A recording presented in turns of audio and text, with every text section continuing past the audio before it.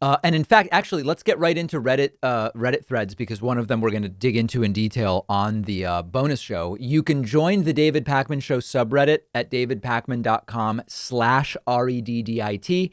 Nearly 30,000 of our viewers have, and the discussions happening there are compelling and interesting and respectful, importantly, to say the least. Couple of posts I want to signal. A user named Joaquim Raffi says, why does Pakman keep making misleading statements about the wall? In his video, Jen Psaki destroys Trump in 48 seconds. At 32 seconds, Pakman says, now it's really important to remember that even though Donald Trump didn't build the wall during his presidency, he would regularly claim that he built it and that the imaginary wall was responsible for record low undocumented crossing. This is wrong, and it isn't the first time Pakman said stuff like this. The wiki page says the U.S. built new barriers along 455 miles, 49 miles of which previously had no barrier. Going on to say, you can believe as I do Trump is a scumbag, and it's a good thing he's gone. But why is Pakman painting himself into a corner on this topic? Guys, Trump promised to build a wall across the entire U.S.-Mexico border by the end of his first term. That was the promise. Trump added 49 miles.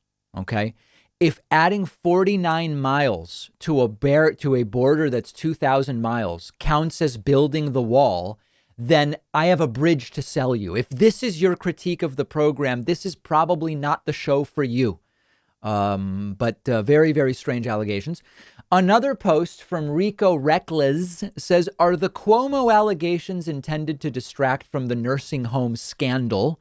Or are the Democrats and establishment using Cuomo as the scapegoat now that Biden is in office and there's no longer a shot at Cuomo running against Trump?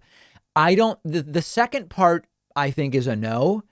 And I don't think anyone is organized enough, nor is it clear to me that pushing sexual assault allegations against Cuomo helps him by distracting from the nursing home scandal. It's just not clear to me at all. The right, in fact, has seized more on the sexual assault scandal, even though arguably it's not better for Cuomo that the right sees on that. So it's very nebulous to me that this would be some kind of strategy. I think to me it's more what was mentioned in the comments, which is when it rains, it pours.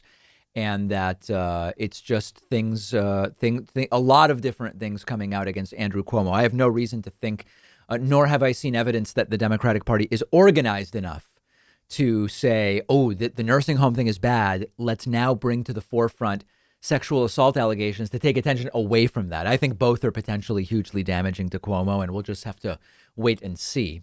And then also interest on the subreddit about our former, I don't know if he's a former friend of the show. He's been on the show. Milo Yiannopoulos is now declaring that he is ex-gay. He believes that he has successfully gone through conversion therapy and is no longer a gay man. If you don't know who Milo Yiannopoulos is, congratulations. I actually envy you. But we have dealt with a lot of these ex-gay advocates on the show in the past, and we know Milo.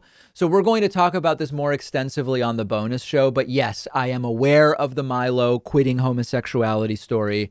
And I do have a lot to say about it, partially because we've had exchanges with Milo, and in part because we've also talked to a lot of the people that advocate for and even do supposed ex-gay conversion therapy.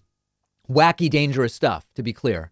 We'll talk about that more on the bonus show, but feel free to join the discussion on the subreddit at davidpakman.com/REDDIT.